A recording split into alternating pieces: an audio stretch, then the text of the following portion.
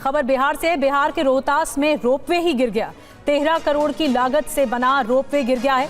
Trial के दौरान दरअसल ये रोपवे गिर गया है। 6 साल में बनकर तैयार हुआ था रोपवे बिहार में, और ये रोपवे 13 करोड़ की लागत से बना, लेकिन ट्रायल किया जा रहा था, नए साल में इसे शुरू करना था। ट्रायल के दरमियान ही लूपहोल सामने आ गए और रोपवे गिरने पर कांग्रेस का निशाना भी सामने आया है। ट्रायल में ही गिर गया रोपवे। कांग्रेस कह रही है ये रोपवे गिरना भयंकर भ्रष्टाचार का नमूना है। कांग्रेस ने आरोप लगाए बिहार में भ्रष्टाचार का डबल इंजन चल रहा है। तो कांग्रेस ने इस मुद्दे को आगे बढ़ाते हुए हवा दी है और विरोध किया है कि रोपवे का गिरना भ्रष्टाचार को उजागर करता है। भ्रष्टाचार हुआ इस पूरे प्रोजेक्ट के तहत। क्या कुछ और कहा गया है विपक्ष की ओर से, कांग्रेस क्या कह रही है, रूपेश बता रहे हैं। रूपेश, कांग्रेस ने इस मुद्दे को भुनाया है कि ट्रायल रन में ही रोपवे धराशायी हो गया।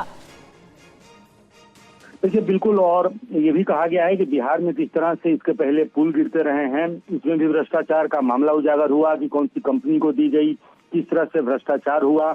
एक ही महीने में 2 बार पुल गिरे, एक ही पुल 3 बार गिरा। और आज जो रोपवे जो कैमूर पहाड़ी पर रोहतासगढ़ किला और रोहितेश्वर धाम है उसको जाने के लिए बन रहा था और रोपवे शुरू होने से पहले ही ध्वस्त हो गया।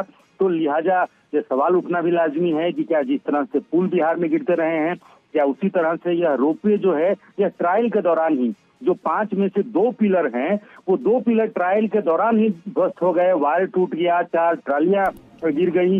हालांकि इस घटना में गनीमत यही रही कि कोई हताहत नहीं हुआ है। जिलाधिकारी जो है उन्होंने घटना की जांच के आदेश दे दिए हैं।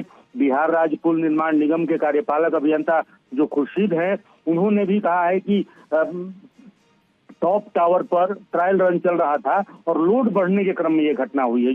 जो वहाँ इंजीनियर्स थे उन्होंने कहा कि लोड बढ़ने के दौरान यह घटना हुई है और मामले की जांच करने के लिए कोलकाता से एक्सपर्ट की टीम आ रही है आज, और आज उसकी जांच भी होगी। लेकिन इस बीच घटना की जांच आईआईटी पटना जो है, आईआईटी पटना भी अपने तरीके से उसकी जांच करेगी। पर्यटन निगम के एमडी जो हैं उनकी अध्यक्षता में एक समिति बनाई गई है और उसे कहा गया है कि 24 घंटे के अंदर जो जांच रिपोर्ट है वो प्रस्तुत किया जाए।